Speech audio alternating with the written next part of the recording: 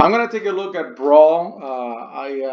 I bought all these cards from M19 based on my Peasants budget. I didn't buy everything. And I've built a bunch of decks online, and I'm going to run through them. Brawl is like standard, but a singleton format, so it's got roughly 36 non-land cards in the deck and a 60-card deck. And these are the sets that are currently in standard. The format is not really taking off, at least not recently. And I love deck building for it, and you'll see in this video all the decks that I've built that I plan to play.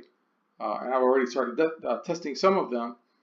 But just by judging by number of people who are in Reddit on Brawl, the format has not taken off. I hope it's not dead on arrival, but it looks pretty low right now. Still, I'm going to go through it. I enjoy deck building. Maybe it'll take off later on. So I had already looked through the tribes and counted up all the different members of the tribes. And here's a table of them. In purple, I've got all the numbers that each tribe has. Now that M19 is about to drop, it's coming out in a few days. And there's already been a pre-release last weekend. So now this video is happening between the pre-release and the release. Anything that's got 50 critters right now with M19 is going to be doing fine for a commander build, because you can always take it down to 40. So I would say from vampire up. So the 4 tribes that are really heavy in Ixalan really being almost like a return to Lorwyn, are going to be safe even after rotation, with the exception of Artificers. But that's because Kaladesh is cycling out. But Dinosaurs, Pirates, Vampires, Merfolk, also Wizards are going to be fine after rotation. And we expect some of these tribes to get fed new members from Guild of Ravnica. So I'm not going to run through all of it, but there it is, a table. You can pause it and look at it for yourself. Now, Valduk is the first deck that I'm going to be talking about. I've said before, a dog can build a Valduk deck and play it. I don't know. Maybe that's not the case. It's a little more complicated than that. The deck has 3 different cards. It used to have 2. Now with Thud coming in from M19, it's got 3, where you can fling the token in addition to hitting with it. So Thud is one of these cards. Fling is another one. And then lower right bottom, Heart Piercer Manticore is the third one. The deck functions very simply and depends on Valduk getting auras or enchantments to pop out 3/1 tokens that get exiled in the end step. And of course, that's where before they get exiled, you can fling them. You can use equipment, you can use auras. Auras are a little bit of a quick fix because you can easily drop them on Valduk. But if your Valduk was to be removed, and then you have to cast it later on, you'd lose all those auras. Whereas the equipment is a little bit more of an investment in mana, but equipment stays on the board unless somebody specifically destroys the equipment.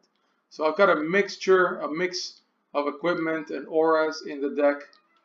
There's also Champion of the Flame up there to the left, which is kind of like a mini Valduk, and that's an alternate Valduk in case Valduk does not come out, or well, it will come out very easy, but I'm saying if it's removed, if you're having problems with Valduk being on the board, Champion of the Flame can come in and help you.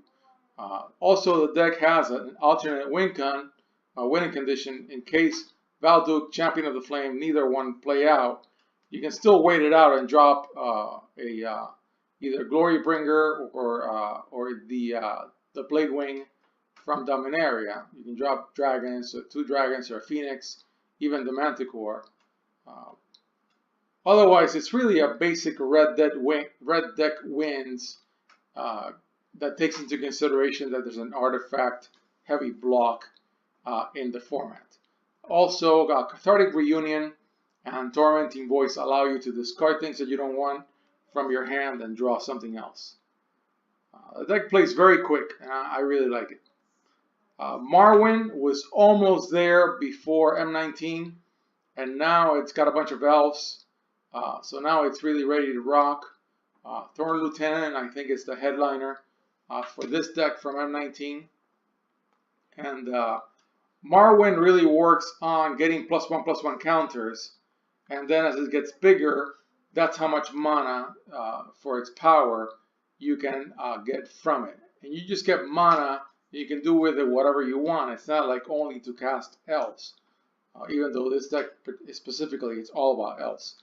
It's got Pillar of Origins, which is not that great in this particular deck. I may even take it out because Pillar of Origins is great to give you alternate colors for your mana, and in reality here, you just need green. It's a mono green deck.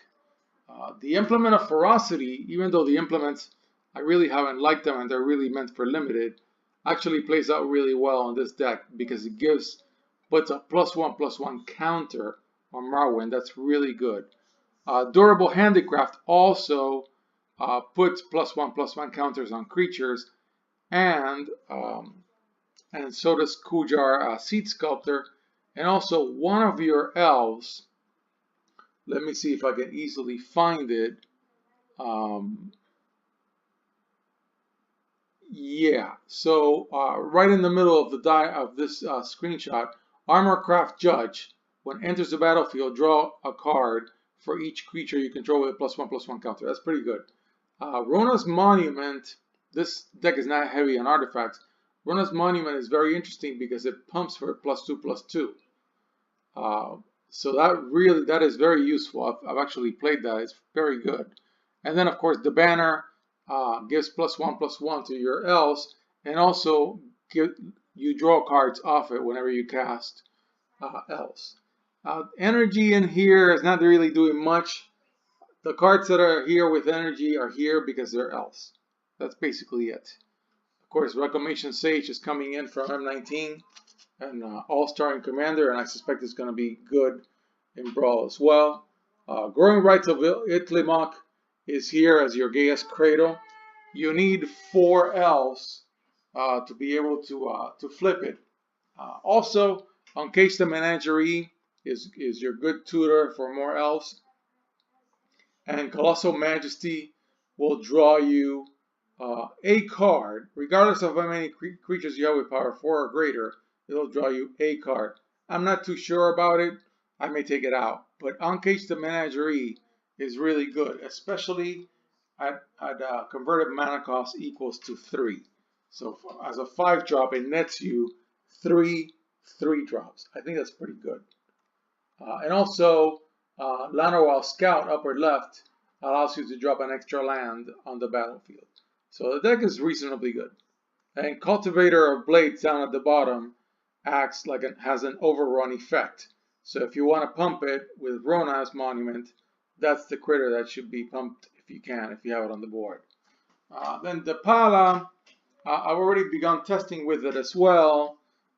This specific build didn't have enough vehicles, so I'm already switching out some of these cards, some of the Dwarves for more vehicles, but I'll show the deck as I originally came up with it. Pillar of Origins here really does generate the mana you need if you're mana screwed of one color or another. So that's pretty good. And also Depala, when it hits, you can filter for Dwarves and vehicles with your extra mana. You have to be careful. If you get too greedy, then your hand fills and then you gotta discard them. So you have to look at how many cards you have in your hand. Now energy is not doing anything in here, so the miner, Ether Geode miner, is only going to use its own energy. This deck, it really doesn't care about energy. It cares about vehicles, and that's why the later version, not this one that I'm already working on, has more vehicles. The Veteran Motorist is an all-star because it scries 2. It's white-red, so it's a little restricted on mana. I also use the banner here, the Vanquisher's banner. I think this card is an all-star for this format, and it may even be really good in Commander. I don't know that for a fact, but I'll be testing it in both formats. Okay. Then Jhoira is based on Artificers. As the tribe, even though Artificers really we're not really a tribe. the way say Dinosaurs are. Now Inventor's Goggles can get a little annoying because every single time, especially online, you drop one of your Artificers, it'll prompt you whether you want to put the goggles on that Artificer and not the one that it's on right now. That can be a little bit of an annoyance. Unclaimed Territory is in many of these decks, and it allows you to have access to mana the same way as the banner does, in case you get mana screwed out of one of your two colors.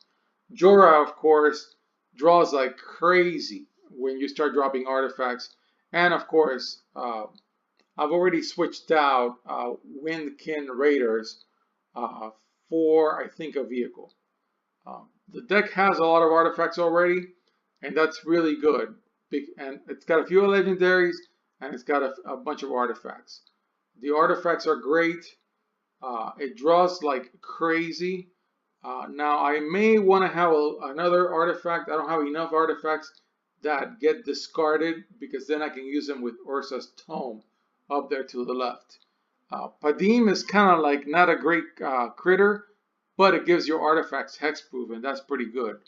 The Spy, Quicksmith Spy, is fantastic because an artifact that you're not tapping, like the banner, you can give it, tap it, and draw a card. That's really, really good in my opinion. That's working out really well.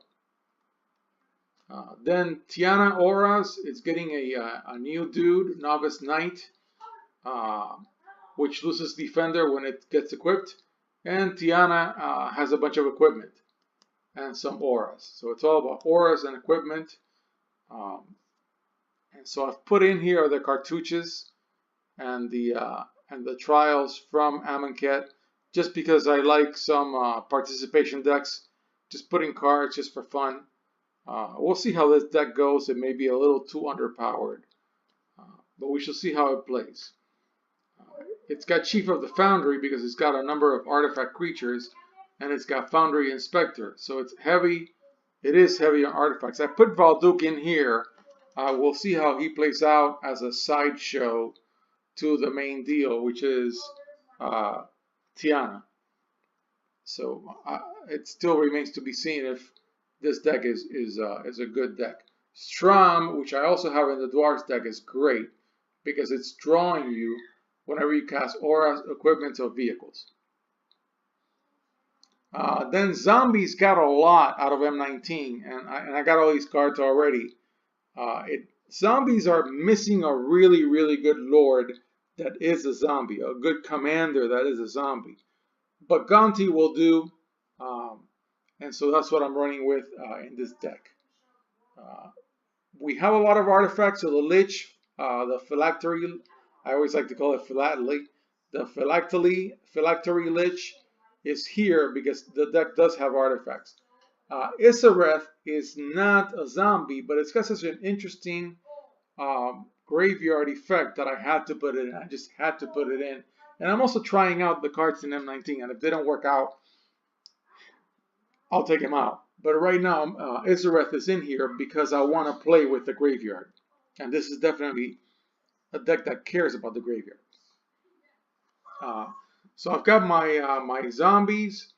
I've got some equipment. I've got some artifacts. I've got the Bantus Monument, which is going to help me with casting my black creatures. Everything is black in here. It's a mono black deck. And just it's a nice selection of zombies. It's got a few lords. So Death Baron is a lord. Let me see, where are your other lords? Lord of the Accursed is a lord, so it's got a couple of lords. Okay. Then Goreclaw Dinos. I don't have the expensive mono green dino, so instead I made it a Goreclaw build. This is basically a budget version of what should have been. I think it's called Galta. Galta is the big legendary green dino. And of course, because we're a mono green, I could put Gigantosaurus in here. Llanowar Elves is here to give the deck a little mana help. It's also got your typical naturalized plummet thing. It doesn't have any flyers that I can tell, and so it really needs to take out somebody else's flyers. All right, so this deck is working against flyers by having 2 plummets. It's got Pierce the Sky and Plummet. It also has Druid of the Cowl, which is not a dinosaur, but it gets you some mana. Also, it's got your Adventurous Impulse to get you more lands, and Commune with Dinosaurs to fetch you more dinosaurs. The Colossal Majesty enchantment here, it could do better because you're going to have a lot of critters with power 4 or greater. Vizier of the Menagerie is fantastic. I've already used it a little. It's a great card. Top row, 6 card from the left. It is a fantastic card for a creature-heavy deck. And Champion of Ronas is great for dropping the big critters without having to pay their mana cost. Their full mana cost. Actually, any of their mana cost. And then there's your run of the Great Green Dinosaurs from Ixalan, and it's got Encase the Menagerie, which I've not played this deck yet. I suspect the good X is gonna be higher than for Elves. It's probably gonna be 4 or 5. 3 is gonna be good, but I think 4. I see some 4s, maybe 3. Maybe 3 drops, maybe just like Elves. I don't know. We'll see how it goes. Then I have Kefnet or Kefnet blue artifacts. It's not white-blue. There is a white-blue artifacts deck. I think I may have even built it. I don't remember off the top of my head. But this is your Kefnet blue artifacts deck. I'm jamming Crucible of Worlds into every possible deck that I can that even vaguely fits into. That's all I'm doing. And Trophy Mage can tutor for Crucible of Worlds because it's got converted mana cost of 3. So all the artifact-friendly deck cards like Glyn Nest Crane. I need a little bit of Scry with Omen Speaker. I can sack to draw a card with Sage of Latinam.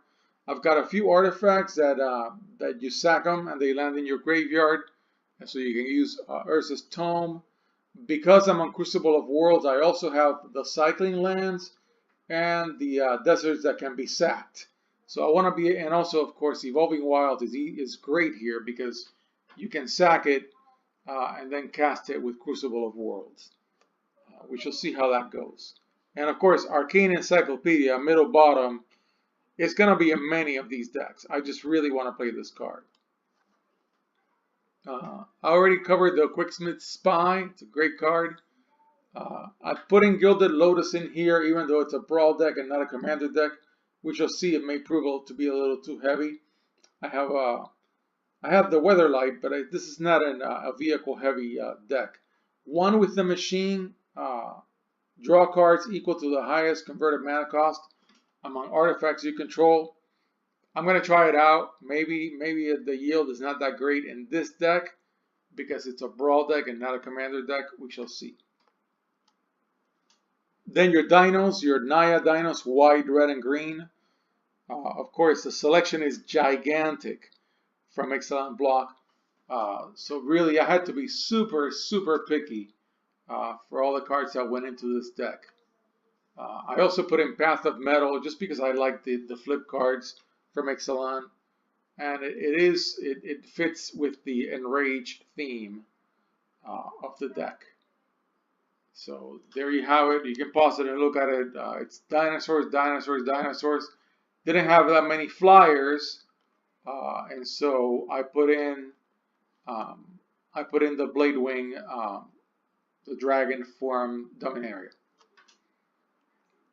and I put in Glorybringer because it's got flying. So I wanted to have a little flying in the deck. I don't want to have a deck that has no flyers. Unless it's an elf deck, which is always going to just go faster than you would need flyers for. The pirates are a little bit like dinosaurs. There's a very large selection on Grixis for Beckett grass to make a deck with. And so I was very picky. Tried to be as picky as I could. to put them all in here. Let's see how they play. Ruined Raider is great, and the Forerunner cycle as at uncommon from Rivals of Ixalan. I think it's a great cycle. They're all tutors, so every single one of the Forerunners is tutoring for a specific tribe in Ixalan. I think these cards are wonderful. I also put in Gilded Lotus here. I'm mixing and matching different cards just to see what is the sweet spot in Brawl. Again, I hope I'm not spending a ton of energy on a dead format. I hope that this format grows. If it doesn't, I have fun deck building, and I love the deck building almost for its own sake. But it'd be great if all this deck building was is put to good use. Then I've got Merfolks with Tishana. That's a 7-drop. I don't even know if I'm ever gonna get to cast it, but I am on green. I don't know. Even though I'm on green, I'm not really using the full mana ramp of green in here. So I just put a bunch of Merfolk. I really like World Shaper because it puts cards into your graveyard, but I'm not sure that I can do anything with that. It may be that I have to take him out. He's better in a green-black deck. We shall see. When I've tried the Merfolk, I have found them to be a little on the weak side. We shall see how they play out in this specific deck. They do have a 2-drop Lord, just like the Vampires, and I love that. The Merfolk Mistbinder, lower left corner. And I did put in Hadana's Climb just because I love the flip cards from the block. Middle row to the right. Then I also built a Vampires deck with Elenda. And Hieromancer's Cage is your Battle Cruiser Oblivion Ring that's coming in. I'm using it in here. I'm also using middle row center Radiant Destiny because if I've got Ascend, it'll lord whatever tribe I pick, and I'm definitely going to pick Vampires for this one. I also have Anointed Procession because I'm creating tokens and I want more of them. I also put in Profane Procession, which I've already played, and it's great. For 5, you can exile the creatures. That's fantastic. Put in the banner. Legion Lieutenant to the left is your white-black Vampire Lord. That's fantastic. And I think I screwed up the screenshots because, yeah, I doubled up on the screenshot. Never mind. Then Aryel Knights, which is a deck that I actually built in real life. And I want to build again. I want to rebuild. Lena is coming in from M19. It's a little too heavy. It's a 6-drop. I don't know. I'm not sure it's going to work out well. I'm wary of 6-drops. Again, just like the other, it's one of the lesser tribes like Merfolk. But I am finding that Knights are a little better than Merfolk. Maybe that's just me. Maybe I need to play Merfolk a little more. Radiant Destiny is here again. Painful Lesson, it draws you cards. Legion Lieutenant is here. So there you have it. So I am using some Vampires. Why? I mean, Legion Lieutenant may be a bad card in this deck. I'm just noticing because it lords Vampires. There are a few Vampire Knights in the deck, but it doesn't lord everything. Still, it may be useful. I'll see how it plays. Yeah, I shall see how it plays. There are many Vampire Knights. Adeliz Wizards, which I also built in real life. It's all about wizards. And we're getting the Dismissive Pyromancer from M19.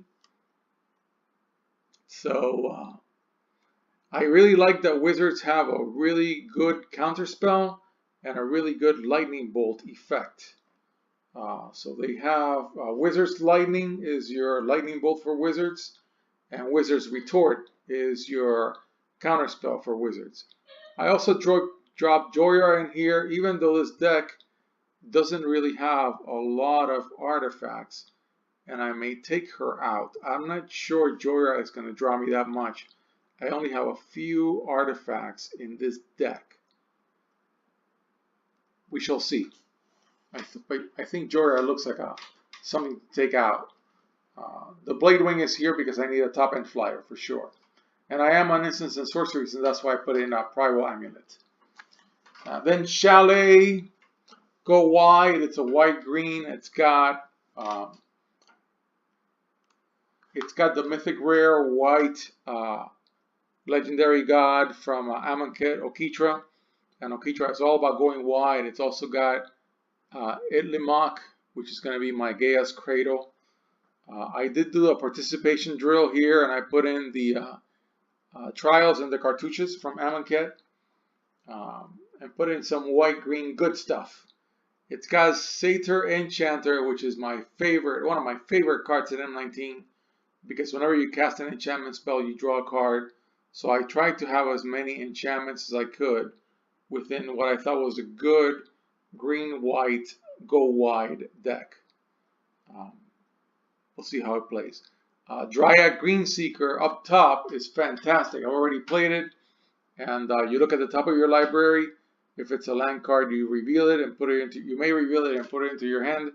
That's great. That's a great card. And also, Druid of Horns. When you put an aura on it, you kick out a 3/3 green beast creature token lower right.